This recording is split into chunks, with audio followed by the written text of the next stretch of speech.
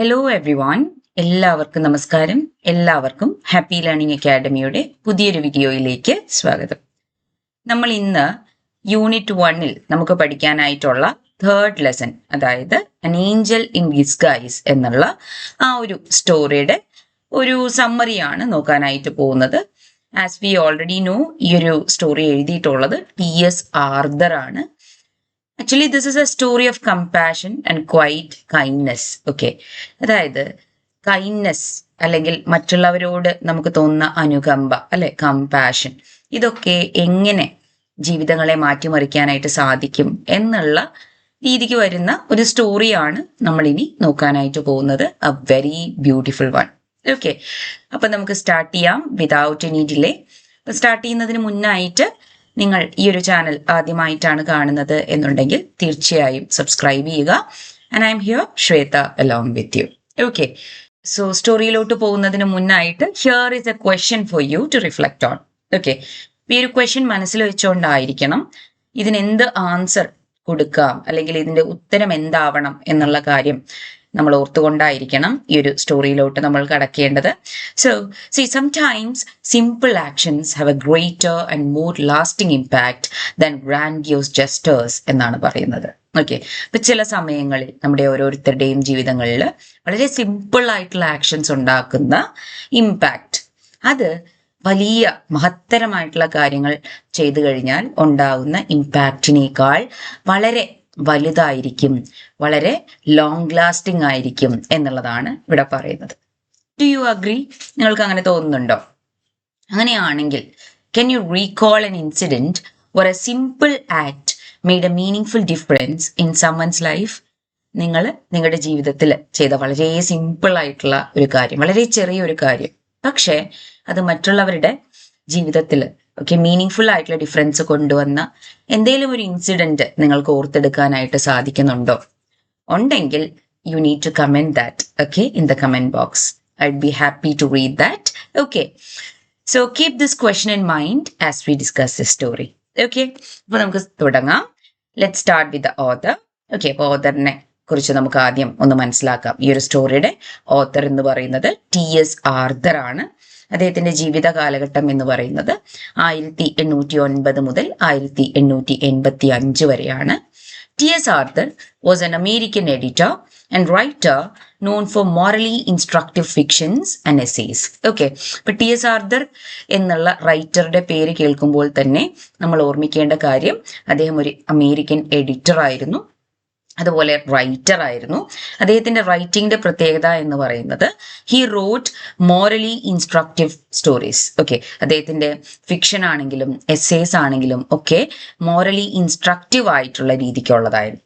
അതായത് നിങ്ങളൊക്കെ കേട്ട് കാണും അല്ലെ, പഞ്ചതന്ത്രം കഥകൾ, അല്ലെ, വിഷ്ണു ശർമ്മ എഴുതിയ പഞ്ചതന്ത്രം കഥകൾ. ആ കഥകളുടെ പ്രത്യേകത എന്താണ്?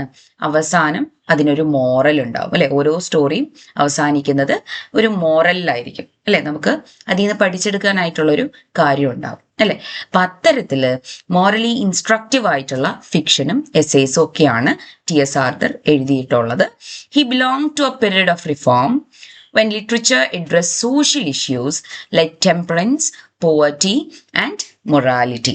Okay, അദ്ദേഹത്തിന്റെ ആ ഒരു ജീവിത കാലഘട്ടം, അദ്ദേഹം എഴുതുന്ന ആ ഒരു കാലഘട്ടം, അത് ലിറ്ററേച്ചറിൽ വളരെയധികം ചേഞ്ചസ് വന്നിരുന്ന കാലഘട്ടമായിരുന്നു. അതായത് ലിറ്ററേച്ചർ ആസ്വാദനത്തിന് എന്നതിലുപരി സോഷ്യൽ ഇഷ്യൂസ് ആയിട്ടുള്ള പോവർട്ടി, അല്ലെ, ദാരിദ്ര്യം, മൊറാലിറ്റി, ടെമ്പറൻസ്, ഇത്തരത്തിലുള്ള സോഷ്യൽ ഇഷ്യൂസിനെയൊക്കെ അഡ്രസ് ചെയ്യാനായിട്ടുള്ള ഒരു പ്ലാറ്റ്ഫോമായിട്ട് ഫങ്ഷൻ ചെയ്യുന്ന ഒരു കാലഘട്ടത്തിലാണ് അദ്ദേഹം എഴുതുന്നത്. ഓക്കെ, അപ്പൊ അതുകൊണ്ട് തന്നെ he belong to a period of reform എന്ന് നമ്മൾ മനസ്സിലാക്കണം. Okay, now his writing often reflected a strong sense of social responsibility. Okay, ഇപ്പൊ സൊസൈറ്റിയിൽ ഉള്ള ഇഷ്യൂസിനെ അഡ്രസ് ചെയ്യപ്പെടേണ്ടതാണെന്നും അത് ലിറ്ററേച്ചർ വഴി അഡ്രസ് ചെയ്യാനായിട്ട് സാധിക്കുമെന്നും അത് മറ്റുള്ളവരിലേക്ക് അതിൻ്റെതായിട്ടുള്ള അവബോധം കൊണ്ടുവരാനായിട്ട് സാധിക്കുമെന്നും ഒക്കെയുള്ള ഒരു തോന്നലുള്ള എഴുത്തുകാരനായിരുന്നു T.S. Arthur. Okay, so he was A person with a strong sense of social responsibility. Okay, And his most popular work, 10 Nights in a Bar Room, brought him wide recognition. Okay, അപ്പോൾ അദ്ദേഹത്തിൻ്റെ ഏറ്റവും famous ആയിട്ടുള്ള ഒരു വർക്കാണ് 10 Nights in a Bar Room എന്ന് പറയുന്നത്. Okay, right. അപ്പോൾ ഇത്രയും കാര്യങ്ങളാണ് TS ആർതറിനെ കുറിച്ച് നമ്മൾ അറിഞ്ഞിരിക്കേണ്ടതായിട്ടുള്ളത്. ഇനി നമുക്ക് സ്റ്റോറിയിലോട്ട് കടക്കാം. ആ സ്റ്റോറി നമുക്ക് കൃത്യമായിട്ട് മനസ്സിലാകുന്നതിനായിട്ട് അതിൽ ഉപയോഗിച്ചിരിക്കുന്ന ഏതാനും വാക്കുകളും അതിൻ്റെ അർത്ഥവും നമ്മൾ മനസ്സിലാക്കിയിരിക്കേണ്ടിയിരിക്കുന്നു. സോ ഇതിലെ ബൗണ്ട് ഗേൾ എന്നുള്ളൊരു പരാമർശം വരുന്നുണ്ട്. ഓക്കെ, അപ്പോൾ എന്താണ് ബൗണ്ട് ഗേൾ എന്നുകൊണ്ട് ഉദ്ദേശിക്കുന്നത്? See, a bound girl was a child legally required to work for a family in exchange for food and shelter. Okay, അപ്പം TS ആർതറിന്റെ കാലത്ത് ഈ പുവർ ഓർഫൻസ് ഉണ്ടാവുമല്ലോ അല്ലെ, മാതാപിതാക്കളൊക്കെ നഷ്ടപ്പെട്ട കുട്ടികൾ ഉണ്ടാവുമല്ലോ. അപ്പൊ അവരെ ബൗണ്ട് ഗേൾസ് ആയിട്ട്, especially when it comes to girls, okay, bound girls ആയിട്ട് എടുക്കുന്ന ഒരു പ്രാക്ടീസ് ഉണ്ടായിരുന്നു. ഓക്കെ, അപ്പൊ ബൗണ്ട് ഗേൾ എന്ന് പറഞ്ഞാൽ എന്താണ്? Like it is actually a child legally required to work for a family in exchange for food and shelter. Okay, ഇപ്പൊ domestic works ചെയ്യുന്നതിനായിട്ട് കൊണ്ടുപോകുന്ന കുട്ടികൾ. ഓക്കെ, അവർക്ക് ഇൻ എക്സ്ചേഞ്ച് എന്താണ് കിട്ടുന്നത്? ഫുഡും ഷെൽട്ടറും. ഓക്കെ, ഭക്ഷണവും ഷെൽട്ടറും അവർ പ്രൊവൈഡ് ചെയ്യും.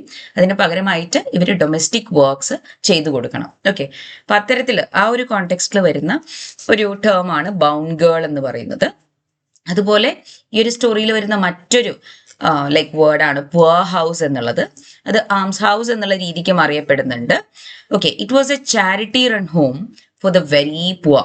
ഓക്കെ, വളരെ പുവർ ആയിട്ടുള്ള ആളുകൾക്ക് വേണ്ടിയിട്ട് റൺ ചെയ്യുന്ന ഒരു ചാരിറ്റി റൺ ഹോം, അതിനെയാണ് പുവർ ഹൗസ് എന്ന് പറയുന്നത്. Like wise guardians of the poor എന്നുള്ള ഒരു യൂസേജ് ഇതിൽ വരുന്നുണ്ട്. ആരെയാണ് ഗാർഡിയൻസ് ഓഫ് ദ പുവർ എന്നതുകൊണ്ട് ഉദ്ദേശിക്കുന്നത്? They were officials who decided who could be admitted to the poor house. Okay, poor ഹൗസിൽ ആരെയൊക്കെ അഡ്മിറ്റ് ചെയ്യണം എന്ന് ഡിസൈഡ് ചെയ്യുന്ന ഒഫീഷ്യൽസിനെയാണ് എന്ത് പറയുന്നത്? ഗാർഡിയൻസ് ഓഫ് ദ പുവർ എന്നതുകൊണ്ട് ഉദ്ദേശിക്കുന്നത്. ഓക്കെ, ഇനി അടുത്തതായിട്ട് വരുന്ന ഒരു യൂസേജ് വീൽ റൈറ്റ് എന്നുള്ളതാണ്.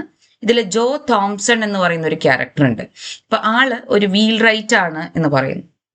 അപ്പൊ വീൽ റൈറ്റ് എന്നതുകൊണ്ട് ഉദ്ദേശിക്കുന്നത് it is actually a person who make and repair wooden wheels and wagons. Okay, അപ്പം ലൈക്ക് ലിവിങ്ങിന് വേണ്ടിയിട്ട് വുഡൻ വീൽസും വാഗൻസും ഒക്കെ ഉണ്ടാക്കുകയും അതുപോലെ റിപ്പയർ ചെയ്യുകയും ചെയ്യുന്ന ആളുകളെയാണ് വീൽ റൈറ്റ്സ് എന്നതുകൊണ്ട് ഉദ്ദേശിക്കുന്നത്. ഓക്കെ, അപ്പൊ ഇത്തരത്തിലുള്ള യൂസേജസ് നമ്മൾ കൃത്യമായി മനസ്സിലാക്കിയാലാണ് സ്റ്റോറി വായിക്കുമ്പോൾ നമുക്ക് കുറച്ചുകൂടി അത് എളുപ്പത്തിൽ മനസ്സിലാകുകയുള്ളൂ. Okay, right. അപ്പൊ നമുക്കിനി നേരെ സമ്മറിയിലോട്ട് പോവാം. ഓക്കെ, അതിൽ നമുക്ക് ഈ ഒരു സ്റ്റോറി 3 ഭാഗങ്ങളായിട്ടാണ് തന്നിട്ടുള്ളത്. അതിൽ ഏറ്റവും ഇമ്പോർട്ടൻ്റ് ആയിട്ടുള്ള കാര്യങ്ങളാണ് നമ്മളിവിടെ ഡിസ്കസ് ചെയ്യുന്നത്. Okay, so part 1 is all about a family who loses everything. Okay, അപ്പം ഇതിൽ ഈ ഒരു സ്റ്റോറി സ്റ്റാർട്ട് ചെയ്യുന്ന സമയത്ത് it starts with a mother. Okay, അപ്പൊ മദറിന്റെ പ്രത്യേകത എന്താണെന്ന് ചോദിച്ചാൽ she was ruined by drink and neglect. Okay, വളരെ ലേസി ആയിട്ടുള്ള, ഒരുപാട് വൈസസ് എന്ന് പറഞ്ഞാൽ ബാഡ് ഹാബിറ്റ്സ് ഒക്കെ ഉള്ള, ഓക്കെ, ആൽക്കഹോളിക് ആയിട്ടുള്ള ഒരമ്മ. Okay, she is found dead on her own doorstep leaving behind 3 children. Okay, അപ്പോൾ ആ അമ്മയ്ക്ക് 3 കുട്ടികളാണ് ഉണ്ടായിരുന്നത്. അപ്പം ഇത്തരത്തിലുള്ള ലൈക്ക് ആൽക്കഹോളിക് ആയിട്ടുള്ള ഒരവസ്ഥയും അതുപോലെ ലേസിനെസ്സും ഒക്കെ ഉണ്ടായിരുന്ന, നിറയെ ബാഡ് ഹാബിറ്റ്സ് ഒക്കെ ഉണ്ടായിരുന്ന ആ ഒരു അമ്മ തൻ്റെ 3 മക്കളുടെ മുന്നിൽ വെച്ച് സ്വന്തം ഡോർ സ്റ്റെപ്പിൽ മരിച്ചു വീഴുന്ന ഒരു സീനാണ് നമുക്ക് ആദ്യം ഈ ഒരു സ്റ്റോറിയിൽ കാണാനായിട്ട് സാധിക്കുന്നത്. Okay, right. Now the village who once scorned her now feels only pity at the sight of helpless orphans. Okay, അപ്പം അതുവരെ ആ വില്ലേജിലുള്ള ഏതൊരാൾക്കും ഈ ഒരു അമ്മയെ തീരെ ഇഷ്ടമായിരുന്നില്ല. ഓക്കെ, അപ്പം അവരിൽ പലരും ഇവരെ വെറുത്തിരുന്നു, പലരും ഇവരെ കളിയാക്കിയിരുന്നു. ഓക്കെ, അപ്പം അങ്ങനെയുള്ള ഒരു അവസ്ഥയിൽ നിന്ന് ഈ 3 കുട്ടികൾ ഓർഫൻസ് ആയിപ്പോയി, അല്ലെ, അമ്മയില്ലാതായിപ്പോയി. അപ്പൊ അതാലോചിച്ച സമയത്ത് വില്ലേജിലുള്ള ഓരോരുത്തർക്കും ഈ സ്ത്രീയോട് അതുപോലെ ആ കുട്ടികളോട് പിറ്റിയാണ് തോന്നുന്നത്. ഓക്കെ, ആ ഹെൽപ്ലെസ് ഓർഫൻസിനെ കാണുന്ന സമയത്ത് പിറ്റി തോന്നുന്നു. Now, Farmer Johns agrees to take John, who is 12 years old and also strong in build. Okay, നമ്മൾ കണ്ടു ഈ ഒരു അമ്മയ്ക്ക് 3 മക്കളാണ് ഉണ്ടായിരുന്നത് എന്ന് പറഞ്ഞു. അതിൽ ആദ്യത്തെ ആളുടെ പേര് ജോൺ എന്നുള്ളതായിരുന്നു. അവന് 12 വയസ്സാണ് ഉണ്ടായിരുന്നത്. ഓക്കെ, അപ്പൊ ഫാർമർ ജോൺസ് അവനെ ഏറ്റെടുക്കാനായിട്ട് തയ്യാറായി വരുന്നു. ഓക്കെ, ഇനി രണ്ടാമത്തെ കുട്ടിയുടെ പേര് കെയ്റ്റ് എന്നുള്ളതാണ്. ഓക്കെ, രണ്ടാമത്തെ മകളാണ്, അവളുടെ പേര് കെയ്റ്റ് എന്നാണ്. ഏതാണ്ട് 10-11 വയസ്സ് പ്രായമാണ് കെയ്റ്റിനുള്ളത്. She was a very bright girl. Okay, വളരെ ബ്രൈറ്റ് ആയിട്ടുള്ള, ക്ലെവർ ആയിട്ടുള്ള, ആക്റ്റീവ് ആയിട്ടുള്ള ഒരു പെൺകുട്ടിയായിരുന്നു കെയ്റ്റ്. അപ്പം കെയ്റ്റിനെ ബൗണ്ട് ഗേൾ ആയിട്ട് ഏറ്റെടുക്കാനായിട്ട് തയ്യാറാകുന്നത് മിസ്സസ് എല്ലിസ് ആണ്. ഓക്കെ, അത്ര താല്പര്യത്തോടു കൂടിയൊന്നും അല്ല ആള് കെയ്റ്റിനെ ഏറ്റെടുക്കുന്നത്. സ്റ്റിൽ ഒരു ബൗണ്ട് ഗേൾ എന്നുള്ള രീതിക്ക്, ആസ് ഒരു ബൗണ്ട് ഗേൾ അവർക്ക് ആവശ്യമായിരുന്നത് കൊണ്ട് തന്നെ മിസ്സസ് എല്ലിസ് കെയ്റ്റിനെ ഏറ്റെടുക്കുന്നു. Okay, now the third one is Maggie. Okay, മാഗിയാണ് ഈ 3 പേരിൽ യങ്ങസ്റ്റ് ആയിട്ട് വരുന്നത്. No one wants Maggie. Okay, മാഗിയെ ആർക്കും ഏറ്റെടുക്കാൻ താല്പര്യം ഇല്ലായിരുന്നു. Okay, why? Because she was paralysed after a fall 2 years earlier. 2 വർഷങ്ങൾക്ക് മുന്നേ അവൾ ഒരു വിൻഡോയിൽ നിന്ന് താഴോട്ട് വീഴുകയും അങ്ങനെ അവളുടെ സ്പൈൻ, ഓക്കെ, നട്ടെല്ലിന് പരിക്കേൽക്കുകയും അങ്ങനെ പാരലൈസ് ആകുകയും ചെയ്യുന്നുണ്ട്. ഓക്കെ, അപ്പം മാഗി ഡിസേബിൾഡ് ആണ്, ബെഡ് റിഡൻ ആണ്. അതുകൊണ്ട് തന്നെ ആർക്കും മാഗിയെ ഏറ്റെടുക്കാൻ വയ്യായിരുന്നു. Okay, villagers call the poor house a blessed change for her. അപ്പം ആ ഫ്യൂണറൽ അറ്റൻഡ് ചെയ്യാനായിട്ട് അവിടെ എത്തുന്ന ആളുകളിൽ പലരും പറഞ്ഞത് മാഗിയെ പുവർ ഹൗസിലാക്കാം എന്നുള്ളതാണ്. കാരണം അത് അവൾക്കൊരു ബ്ലെസ്ഡ് ചേഞ്ച് ആയിരിക്കും. അവിടെ ആവുന്ന സമയത്ത് അവളെ ക്ലീൻ ആയിട്ട് മെയിൻറ്റെയിൻ ചെയ്യാനും അതുപോലെ തന്നെ ക്ലീൻ ആയിട്ടുള്ള ഡ്രസ്സസ് കൊടുക്കാനായിട്ടും അതുപോലെ മെഡിക്കൽ ഫെസിലിറ്റീസ് അവൈലബിൾ ആക്കാനായിട്ടും ഒക്കെ സാധ്യമാവും, അല്ലെ? നല്ല ഫുഡ് അവൾക്ക് കിട്ടും. അപ്പൊ അതൊരു ബ്ലെസ്ഡ് ചേഞ്ച് ആയിരിക്കും അവൾക്ക് എന്നുള്ള രീതിക്കാണ് പലരും പറയുന്നത്. Okay, after the funeral everyone hurries away leaving Maggie utterly alone in the dark hovel. Okay, അപ്പം ഒരു ടംബിൾ ഡൗൺ ആയിട്ടുള്ള പൊട്ടിപ്പൊളിഞ്ഞ ഒരു വീട്ടിലാണ് ഈ മാഗിയും കുടുംബവും താമസിച്ചിട്ടുണ്ടായിരുന്നത്. സോ ഫ്യൂണറൽ കഴിഞ്ഞതോടുകൂടി എല്ലാവരും അവിടെ നിന്ന് പെട്ടെന്ന് തന്നെ പുറത്തോട്ട് പോവാണ്. ഓക്കെ, അപ്പം പലരും മാഗിയെ നോക്കാൻ പോലും മടിക്കുന്നു. ഓക്കെ, നോക്കിക്കഴിഞ്ഞാൽ ചിലപ്പം മാഗിയെ ഏറ്റെടുക്കേണ്ടി വന്നാലോ എന്നുള്ള പേടിയൊക്കെ കാരണം ആണ് അങ്ങനെ അവർ റിയാക്ട് ചെയ്യുന്നത്. ഓക്കെ, അങ്ങനെ ഫ്യൂണറലിന് ശേഷം എല്ലാവരും ഓരോരുത്തരായിട്ട് പുറത്തോട്ട് പെട്ടെന്ന് തന്നെ പോകുന്നു. ഓക്കെ, അപ്പൊ ഇതാണ് ആദ്യ ഭാഗത്ത് വരുന്നത്. രണ്ടാമത്തെ ഭാഗത്താണ് ജോ തോംസനെ നമ്മൾ പരിചയപ്പെടുന്നത്. ഓക്കെ, ജോ തോംസൺ ഒരു റഫ് ലുക്കിംഗ് ആയിട്ടുള്ള എന്നാൽ കൈൻഡ് ഹാർട്ടഡ് ആയിട്ടുള്ള ഒരു വീൽ റൈറ്റ് ആണ്. ഓക്കെ, വീൽ റൈറ്റ് ആരാണ് എന്ന് നമ്മൾ പറഞ്ഞു. വാഗൻസിന്റെ വീൽസ് ഒക്കെ അല്ലെ ഉണ്ടാക്കുന്ന, റിപ്പയർ ചെയ്യുന്ന ആളെയാണ് വീൽ റൈറ്റ് എന്നുകൊണ്ട് ഉദ്ദേശിക്കുന്നത്. So he cannot bear to leave Maggie alone and gently carries her home. Okay, അപ്പൊ ജോ തോംസണ് മാഗിയെ ആ ഒരു വീട്ടിൽ ഒറ്റയ്ക്കിട്ടിട്ട് പോവാനായിട്ട് മടി തോന്നുന്നു. ഓക്കെ, അപ്പൊ അങ്ങനെ അദ്ദേഹം എന്ത് ചെയ്യുന്നു? തൻ്റെ കൈകളിൽ ആ മാഗിയെ താങ്ങിയെടുത്ത് തൻ്റെ വീട്ടിലോട്ട് മാഗിയെ കൊണ്ടുപോവാണ് ചെയ്യുന്നത്. Okay, now his wife, sharp tempered and childless, reacts with shock and anger. You haven't brought home that sick brat? Okay, അപ്പം ജോ തോംസന്റെ വൈഫാണ് ജെയിൻ. ഓക്കെ, ഇപ്പൊ ജെയിൻ വളരെ ഷാർപ്പ് ടെമ്പേർഡ് ആയിട്ടുള്ള ഒരു ലേഡിയാണ്. ഓക്കെ, ഷാർപ്പ് ടെമ്പേർഡ് എന്ന് പറയുമ്പോൾ എന്തിനും ഏതിനും ദേഷ്യപ്പെടുന്ന.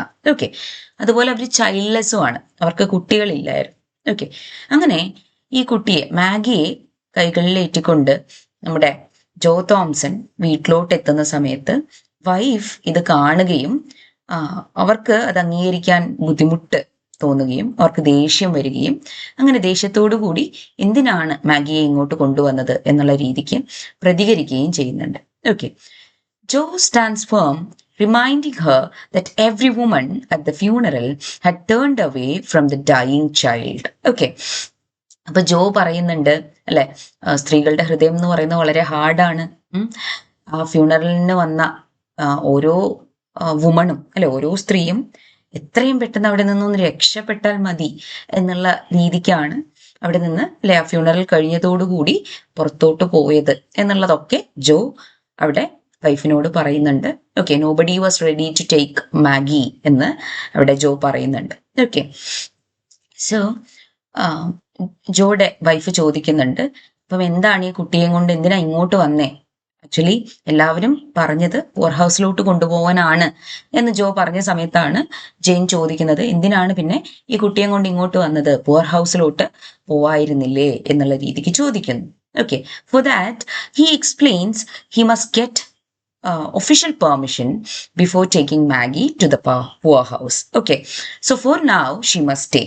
ഓക്കെ, അപ്പം പുവർ ഹൗസിലോട്ട് മാഗിയെ കൊണ്ടുപോകണമെന്നുണ്ടെങ്കിൽ അല്ലെ എന്ത് വേണം, അവിടെയുള്ള ഗാർഡിയൻസ് ഓഫ് ദ പുവർ അല്ലെ, ആ ഒഫീഷ്യൽസിന്റെ കയ്യിൽ നിന്ന് ഒഫീഷ്യൽ ആയിട്ടുള്ള പെർമിഷൻ വാങ്ങിക്കണം. ഓക്കെ, എന്നാൽ മാത്രമാണ് മാഗിയെ അങ്ങോട്ട് കൊണ്ടുപോകാനായിട്ട് സാധിക്കുകയുള്ളൂ. സോ അതുകൊണ്ട് for now she must stay here എന്ന് നമ്മുടെ തോംസൺ പറയാണ്, ജോ തോംസൺ പറയുന്നു. ഓക്കെ, അതുപോലെ തന്നെ ജോ തോംസൺ ജെയിനോട് പറയുന്ന മറ്റൊരു കാര്യം എന്താണ്, actually he's asking his wife to speak kindly to the grieving child. Okay, അപ്പം ആ പെൺകുട്ടി അല്ലെ മാഗി ഓൾറെഡി ഡിസേബിൾഡ് ആണ്, ബെഡ് റിഡൺ ആണ് അല്ലെ, അതുമാത്രമല്ല ഇപ്പം അമ്മയും അല്ലെ മരിച്ചു പോയിരിക്കുന്നു. സോ ആ ഒരു ഐസൊലേഷൻ, ആ ഒരു പെയിൻ അല്ലെ, അതൊക്കെ ലൈക്ക് ഈ മാഗിക്ക് അല്ലെ ഇനി ജീവിതത്തിലുടനീളം അനുഭവിക്കേണ്ടി വരാം. അതുകൊണ്ട് സ്പീക്ക് കൈൻഡ്ലി ടു ഹെർ എന്ന് വൈഫിനോട് ജോ തോംസൺ പറയാണ്. Okay, and Joe leaves for his workshop giving her quiet space to reflect. Okay, ഇങ്ങനെ ഇത് പറഞ്ഞ് നമ്മുടെ ജോ തോംസൺ എന്ത് ചെയ്യുന്നു, വീട്ടിന്റെ അടുത്ത് തന്നെയുള്ള തൻ്റെ ഒരു വർക്ക്ഷോപ്പിലോട്ട് ഓക്കെ പോവുകയാണ് ചെയ്യുന്നത്. Okay, likewise he is also giving Jane some quiet space to reflect. Okay, അപ്പം ഈ പെൺകുട്ടിയുടെ അവസ്ഥ ഇതാണ് അല്ലെ, വളരെ ഹെൽപ്ലെസ് ആയിട്ടുള്ള ഒരു അവസ്ഥയാണ്. So it is time for you to speak kindly to her എന്ന് പറഞ്ഞുകൊണ്ട് ആ ഒരു കാര്യത്തെക്കുറിച്ച് റിഫ്ലക്ട് ചെയ്യാനായിട്ട് വൈഫിനെ അവിടെ വിട്ടുകൊണ്ട് ജോ തോംസൺ തൻ്റെ ഷോപ്പിലോട്ട് പോകുന്നു. ഇതാണ് നമ്മൾ സെക്കൻഡ് പാർട്ടിൽ ഈ ഒരു സ്റ്റോറിയിൽ കാണുന്നത്. ഓക്കെ, ഇനി മൂന്നാമത്തെ ഭാഗത്തോട്ട് പോകുമ്പം നമ്മളവിടെ കാണുന്നത് എന്താണെന്ന് നോക്കാം. So that evening Joe senses a change, light in the window, a soft mood in the house. Okay, അപ്പൊ അന്ന് വൈകുന്നേരം ജോ തോംസൺ തിരിച്ചു വരുന്ന സമയത്ത് വീട്ടിലാകമാനം ഒരു ചേഞ്ച് അദ്ദേഹത്തിന് ഫീൽ ചെയ്യുന്നുണ്ട്. അപ്പൊ നടന്നു വരുന്ന വഴിക്ക് ഈ നമ്മുടെ മാഗിയെ കൊണ്ട് കിടത്തിയ ആ റൂമിൽ നിന്ന് ജനാല വഴി ലൈറ്റ് പുറത്തോട്ട് വരുന്നതായിട്ട് ആള് കാണുന്നുണ്ട്. Okay, so is feeling A softer mood in the house. At dinner, Mrs. Thompson pretends indifference. Okay, but Joe sees through her quiet kindness. Okay, അതായത് ഇവിടെ ഉദ്ദേശിക്കുന്നത് ആ വിൻഡോയിലൂടെ നോക്കിയ സമയത്ത് ജോ തോംസന് കാണാൻ സാധിച്ചത് എന്താണ്, തൻ്റെ വൈഫ് മാഗിയുമായിട്ട് കോൺവെർസേഷനിൽ ഏർപ്പെട്ടിരിക്കുന്നതായിട്ട് കാണാൻ സാധിച്ചു. ഓക്കെ, അതുപോലെ തന്നെ ഹാർഷായിട്ടുള്ള വാക്കുകൾ യൂസ് ചെയ്ത പോലെ ഒന്നും ആൾക്ക് ഫീൽ ചെയ്യുന്നുമില്ല. Okay, so he understood that okay like Jane is showing some kindness to this particular girl. Okay, അപ്പോൾ ഡിന്നർ ടൈമിൽ മിസ്സസ് തോംസൺ ജോ തോംസണോട് ചോദിക്കുന്നുണ്ട് അല്ലെ, കുട്ടിയുടെ കാര്യം എന്താണ് താങ്കൾ ചെയ്യാനായിട്ട് ഉദ്ദേശിക്കുന്നത് എന്ന് ചോദിക്കുന്നുണ്ട്. ഓക്കെ, അപ്പം ഞാൻ നേരത്തെ പറഞ്ഞില്ലായിരുന്നോ അവളെ പുവർ ഹൗസിലോട്ട് കൊണ്ടുപോകാനായിട്ടാണ് ഞാൻ ഉദ്ദേശിക്കുന്നത് എന്ന് ജോ പറയുന്നുണ്ട്. ഓക്കെ, ആ സമയത്ത് നമ്മുടെ ജെയിൻ തിരിച്ചൊന്നും റിപ്ലൈ ചെയ്യുന്നില്ല. Okay, later she gently feeds Maggie warm toast and tea. The child's grateful look stirs feelings dormant in her heart for 10 years. Okay, അങ്ങനെ പിന്നീട് മാഗിക്ക് ഭക്ഷണവുമായിട്ട് ജെയിൻ അവളുടെ മുറിയിലോട്ട് പോകുന്നുണ്ട്.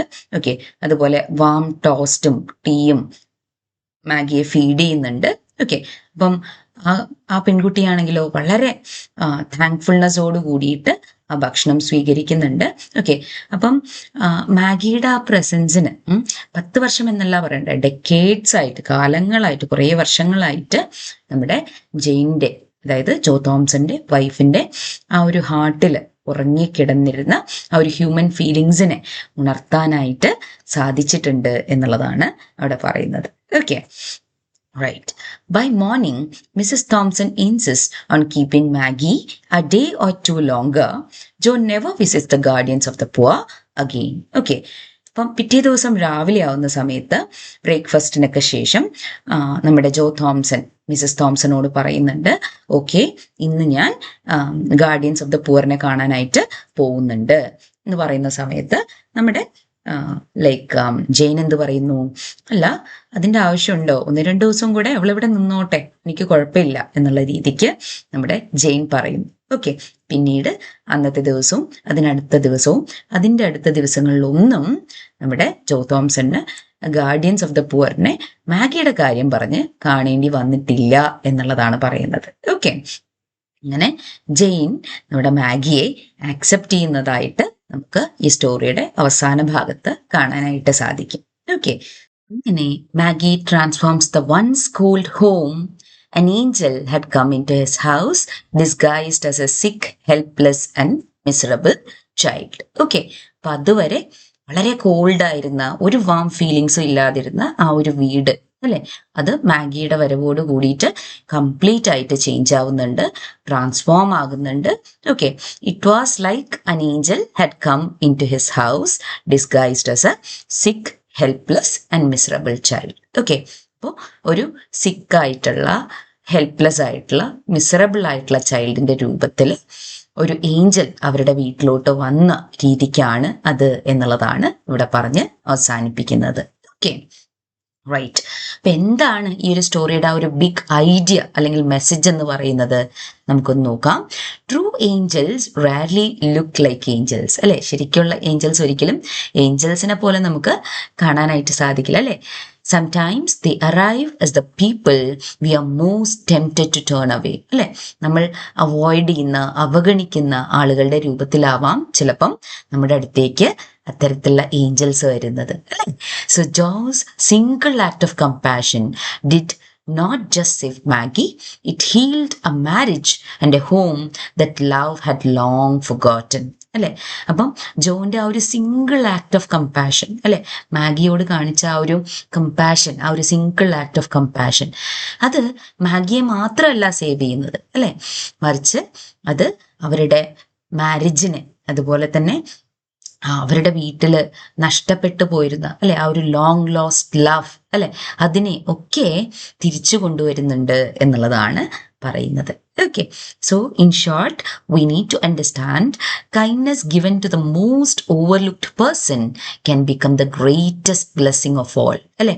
അപ്പം എല്ലാവരാലും അവഗണിക്കപ്പെടുന്ന ഒരാൾക്ക് അല്ലെ, ആളോട് നമ്മൾ കാണിക്കുന്ന ആ ഒരു ദയ, ആ ഒരു കൈൻഡ്നെസ് അല്ലെ, അത് നമ്മുടെ ലൈഫിലെ ഏറ്റവും ഗ്രേറ്റസ്റ്റ് ആയിട്ടുള്ള ബ്ലെസ്സിങ് ആയിട്ട് മാറാനായിട്ട് സാധ്യതയുണ്ട് എന്നുള്ള ആ ഒരു മെസ്സേജാണ് T.S. ആർത്തർ ഈ ഒരു സ്റ്റോറിയിലൂടെ നമുക്ക് പറഞ്ഞു തരുന്നത്.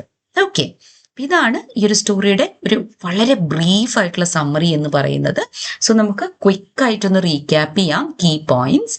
ഓക്കെ.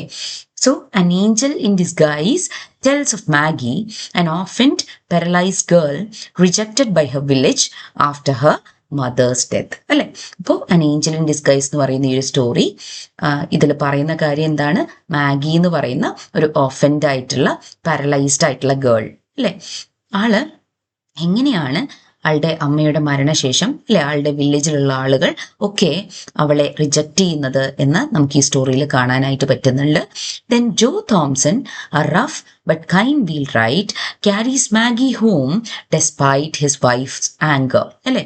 അപ്പം തൻ്റെ വൈഫിന് ഇഷ്ടമാവില്ല എന്നറിഞ്ഞിട്ട് കൂടി ജോ തോംസൺ എന്ന വീൽ റൈറ്റ് അല്ലെ, വളരെ റഫ് ഇൻ അപ്പിയറൻസ് അല്ലെ, കാണുമ്പം ഭയങ്കര റഫായിട്ട് തോന്നുമെങ്കിലും വളരെ കൈൻഡ് ഹാർട്ടഡ് ആയിട്ടുള്ള ജോ തോംസൺ ലൈക്ക് മാഗിയെ തൻ്റെ കൈകളിൽ അല്ലെ ക്യാരി ചെയ്ത് തൻ്റെ വീട്ടിലോട്ട് കൊണ്ടുപോകുന്നതായിട്ട് നമുക്ക് കാണാനായിട്ട് പറ്റുന്നുണ്ട്. Later caring for Maggie slowly softens Mrs. Thompson's heart and transforms their once joyless home അല്ലെ. അപ്പം പിന്നീട് നമ്മൾ കാണുന്നത് എന്താണ്, മാഗി പതിയെ പതിയെ മിസ്സസ് തോംസന്റെ ഹാർട്ടിൽ അല്ലെ ഹാർട്ടിനെ സോഫ്റ്റൻ ചെയ്യുന്നുണ്ട് അല്ലെ. വളരെ ഹാർഡായിട്ടുള്ള ഒരു ഹാർട്ടാണ് ആർക്കുണ്ടായിരുന്നത്, നമ്മുടെ ജെയിനുണ്ടായിരുന്നത് അല്ലെ. അതിനെ സോഫ്റ്റൻ ചെയ്യാനായിട്ട് മാഗിക്ക് സാധിക്കുന്നുണ്ട്. അതുപോലെ ഒരിക്കൽ ജോയ്ലെസ് ആയിരുന്ന ആ ഒരു ഹോമിനെ ട്രാൻസ്ഫോം ചെയ്യാനായിട്ട് വാമാക്കി മാറ്റുന്നതിനായിട്ട് നമ്മുടെ മാഗിക്ക് സാധിക്കുന്നുണ്ട് അല്ലെ. സോ ഇതിൽ ബിഗ് മെസ്സേജ് എന്ന് പറയുന്നത് എന്താണ്, real angels often arrive disguised as a people we are tempted to turn away അല്ലെ. നമ്മൾ മാറ്റി നിർത്തുന്ന, നമ്മൾ അവഗണിക്കുന്ന പലരുടെയും രൂപത്തിലായിരിക്കാം നമ്മുടെ ജീവിതത്തിലേക്ക് പല ഏഞ്ചൽസും കടന്നു വരുന്നത് അല്ലെ. സോ റിയൽ ബ്ലെസ്സിങ് എന്ന് പറയുന്നത് നമ്മുടെ ഓരോ ആക്ട് ഓഫ് കൈൻഡ്നെസ്സിലും അല്ലെ നമുക്ക് നേടിയെടുക്കാനായിട്ട് സാധിക്കുന്ന ഒന്നാണ് എന്ന് പറഞ്ഞാണ് ഈ ഒരു സ്റ്റോറി അവസാനിക്കുന്നത്. ഓക്കെ, ഇത്രയും കാര്യങ്ങളാണ് നമ്മൾ ഇന്നത്തെ ഈ ഒരു സെഷനിൽ നോക്കാനായിട്ട് ഉദ്ദേശിച്ചിട്ടുണ്ടായിരുന്നത്. അടുത്ത സെഷനിൽ നമുക്ക് ഈ ഒരു സ്റ്റോറിയുടെ ലൈൻ ബൈ ലൈൻ എക്സ്പ്ലനേഷൻ എന്നുള്ള രീതിക്ക് നോക്കാം. ഓക്കെ, അപ്പം നമുക്ക് ഒരു പോയിന്റും വിട്ടുപോകാത്ത രീതിക്ക് അടുത്ത ക്ലാസ്സിൽ നമുക്കത് ഡിസ്കസ് ചെയ്യാം. ഓക്കെ, ഈ ഒരു സ്റ്റോറിയുടെ ഒരു ഓവറോൾ കോണ്ടെക്സ്റ്റ് എന്താണ് എന്ന് നിങ്ങൾക്ക് മനസ്സിലായി എന്ന് ഞാൻ വിചാരിക്കുന്നു. So I hope whatever we have discuss today is clear for you. So thank you so much for watching. അപ്പം നിങ്ങൾക്ക് ഈ ഒരു വീഡിയോ ഇഷ്ടമായെങ്കിൽ തീർച്ചയായും ലൈക്ക് ചെയ്യുക. ഇത്തരത്തിലുള്ള കൂടുതൽ വീഡിയോസിനായിട്ട് ആ ഒരു ബെൽ ബട്ടൺ പ്രസ് ചെയ്യുക. നിങ്ങൾ ആദ്യമായിട്ടാണ് ഈ ഒരു ചാനൽ കാണുന്നത് എന്നുണ്ടെങ്കിൽ തീർച്ചയായും സബ്സ്ക്രൈബ് ചെയ്യുക. So thank you so much for your patient listening. Happy learning.